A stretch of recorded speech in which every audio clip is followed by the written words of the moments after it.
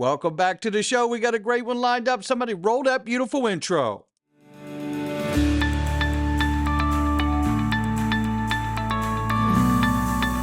Digital Perspectives with Brad Kimes. Come on in.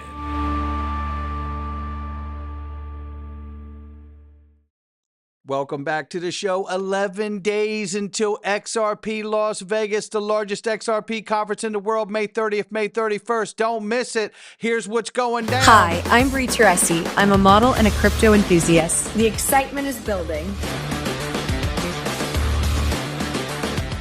XRP Las Vegas 2025 is almost here.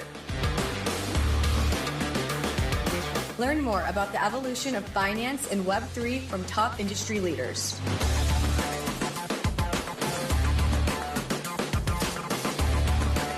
I have my ticket. Do you have yours? Now's the time to get your ticket at xrplasvegas.com and check out the conference agenda. Also, builders and developers will have a shot at $25,000 in prize money with the best Web3 project ideas in a Shark Tank-like pitch. Let's go, XRP community.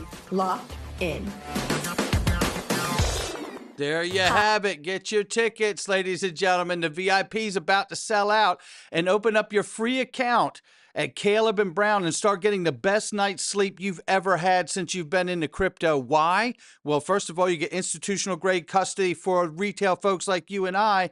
Number two, the big one, human customer service. There isn't one other place you can go in the crypto space right now and get a human customer service rep on the phone, whether it's a technical issue with your account or you want to speak to a prime broker about putting in your market orders correctly.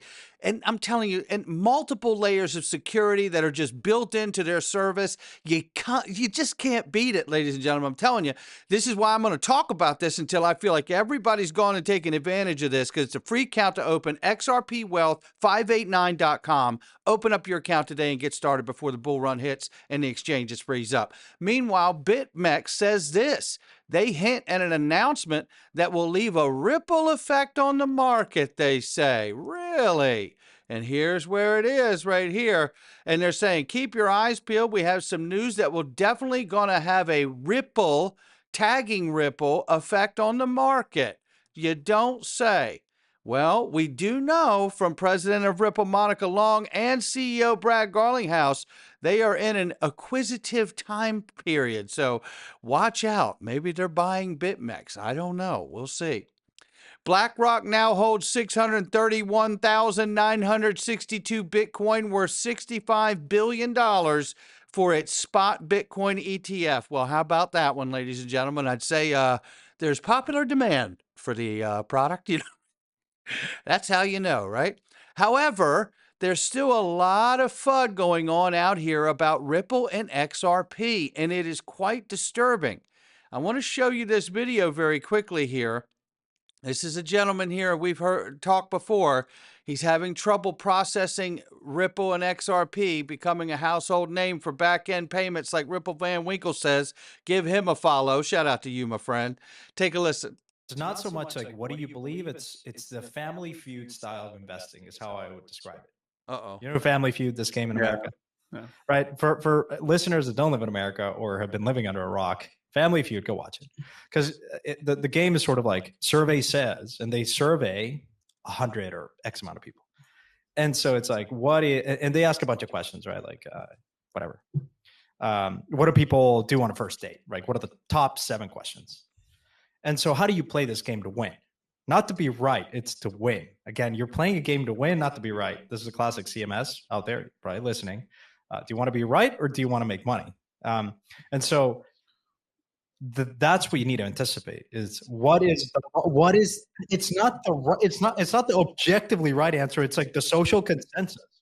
Yeah. What does the crowd think? And so that's the exercise, I think, for crypto, which is in the episode again with Jeff Torman. It's like, we came both to the agreement that a lot of value in these networks is the social currency. And because it is a social phenomenon, then you just sort of like invert and you say, yeah, okay, so how do people, like, you could be sitting there all day saying Ripple has no value. It's a ghost chain. Or Cardano. It's like, yeah, but, you know, that's how the masses, like, somehow Brad and team have like really developed this brand that Ripple is synonymous with DeFi.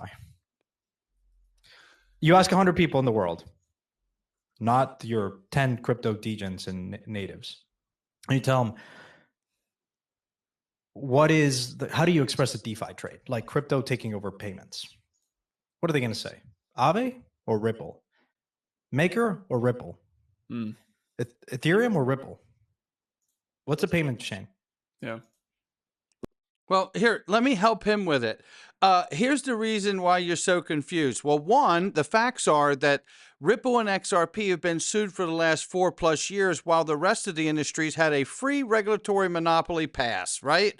And this guy's not bright enough to acknowledge that in his summation of what the market looks like currently. I say, uh-oh, the Bitcoin maxis are on the struggle bus again. What do you get when you cross a Bitcoin maxi podcaster with no shame in sporting his Harry Potter collection? You get a guy who believes kids can fly on broomsticks, but won't do any research to realize he's out of his depth to discuss Ripple and XRP, so he has to use a Family Feud analogy to process his lack of due diligence. God help us all. And God help him, because if he's thrown now for a loop, wait until legislation's passed and he finds out exactly how much utility Bitcoin doesn't have. Wait till he finds out, when utility is the price driver of this market, what a small mind he's got. I'm sure he'll take comfort in a long weekend of Harry Potter revisits, right? Meanwhile, the value's in the protocol. HTP is for money. That's what Ripple is. It's the HTP for money. There it is. I mean, we've known this since 2021 he did this, but, Chris Larson put it on the map because he was the co-founder of Ripple, and he's been pounding the ground on this for a long time. And you know what that made me remind me of, that Ripple is the HTTP for money? It reminded me of Glenn Hutchins, the time he broke down how blockchains work and then highlighted Ripple and XRP and then tried to walk it back. As a accounting mechanism, what's called the blockchain. But the most important piece, which is one that people aren't focusing on, is the protocol. By the way, this guy who's so intense, Glenn Hutchins, former Federal Reserve of New York, former president of the AT&T, former owner of a basketball team, right? Also an investor in Ripple. The underlying protocol by which we agree to conduct these transactions. So you use a series of protocols every day, and you don't even think about it. You don't think about the internet protocol. You don't think about the simple mail technology protocol. You don't think about the file transfer protocol. You don't think about the high text translation protocol. I go through it, right? You just make use of the technology, and the protocols make it work. The people who really understand what's going on with digital currencies understand that putting these protocols in place, the blockchain protocol, the Ethereum protocol, the Ripple protocol, the Ripple protocol, the Ripple protocol, and then enabling those protocols to cause transactions to occur. And those transactions can be defined very broadly as not just moving things of value, but anything that's got an information content. Is extraordinarily transformative. The focus on the value of the token is distracting and uninformative. So somebody needs to send that to the Bitcoin maxi, right? They won't need to use the Family Feud analogies anymore. Not to mention the fact that, BRICS may adopt Ripple's XRP to bypass the dollar and go back trade push. Yeah. That's the reason the United States can't fail on this legislation for crypto, stablecoin market infrastructure bill. Take a listen here. Mike Novogratz, Galaxy Digital. I'm not going to call it prediction. I'm just going to, a little Nostradamus, that there's a BRICS stablecoin that comes out in the next 12 months that is backed by gold. Not fully, but partially. Because I know they're doing a BRICS currency and they're going to want to have their stablecoin, and what better message that this has got gold in it. And so I don't think the gold phenomena is going away. Yeah, I don't either. And you know that I don't. This is why the United States has no choice but to get the legislation passed. They can't sit back and watch the entire BRICS coalition launch a gold-backed stablecoin and not be prepared to do it. It would wreck this nation and the world economy in no time flat. That's why we understand Bank of France is building distributed ledger technology-based shared ledger that can exchange CBDCs, tokenized assets, and deposits. This is most likely the vision of a unified ledger introduced by the BIS a few years ago. Take a quick listen here. It will be a bit quicker on the wholesale part because we will have a pilot solution available for private players from early next year. This is what we call sometimes track 0.5 or track 1. Our final aim, which we call track 2, here I will not yet give a date, but it's a question of years, would be to build at the European level what we call a shared ledger. What is the idea of a shared ledger?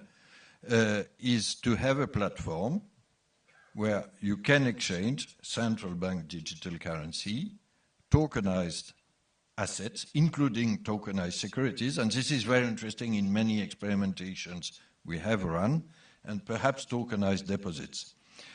This was a utopia put forward by the BIS in June 23.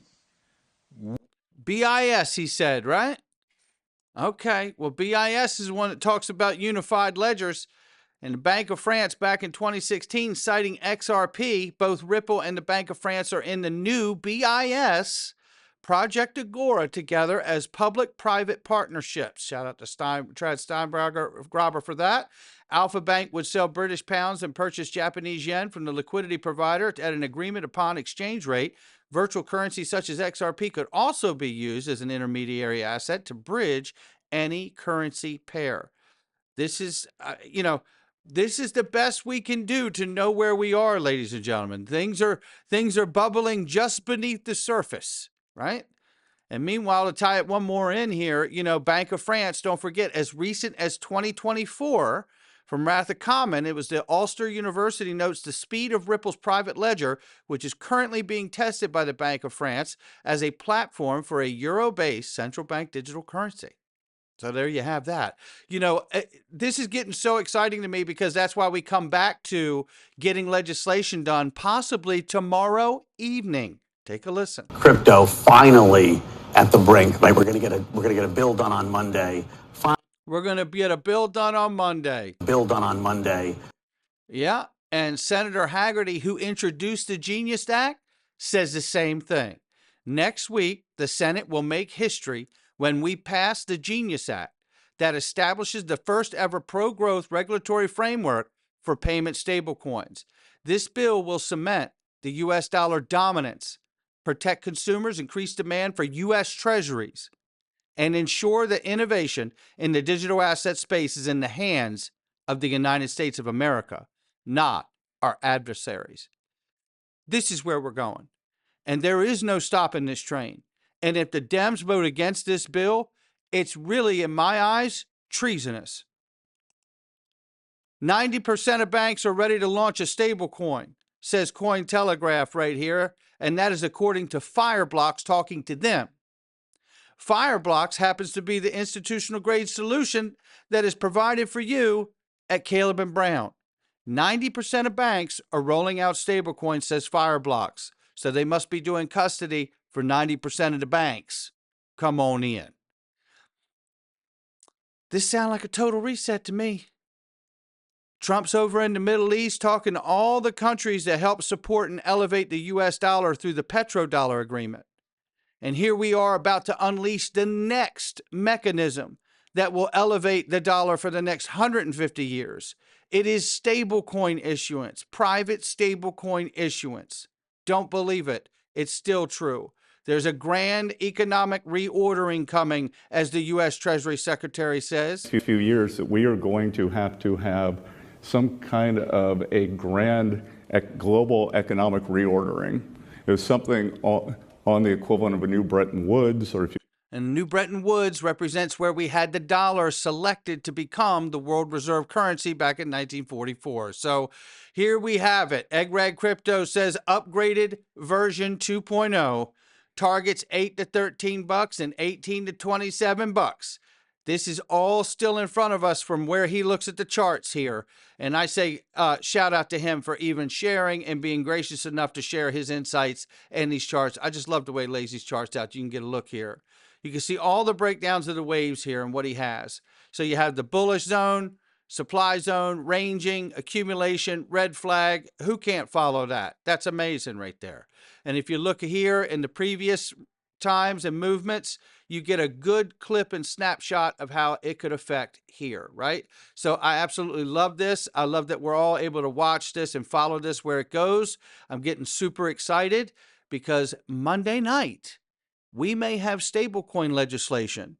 And if we get the stablecoin legislation passed, you can bet your bottom dollar they'll be passing the market infrastructure bill this year too. And if all of that is done by August, as President Trump has said he wants, watch out for the last half of this year and all of 2026. Not financial advice from me or anyone else. We're going into the freedom zone, and my goodness gracious, you are going to want to be in there today. Censorship, possible, my goodness, crime family, American crime family, treason. Oh, we got it all up in here. You just hit the join button under any title of the video or go into the description box and join us in Patreon. You will not want to miss this. Come on in. All right, welcome back.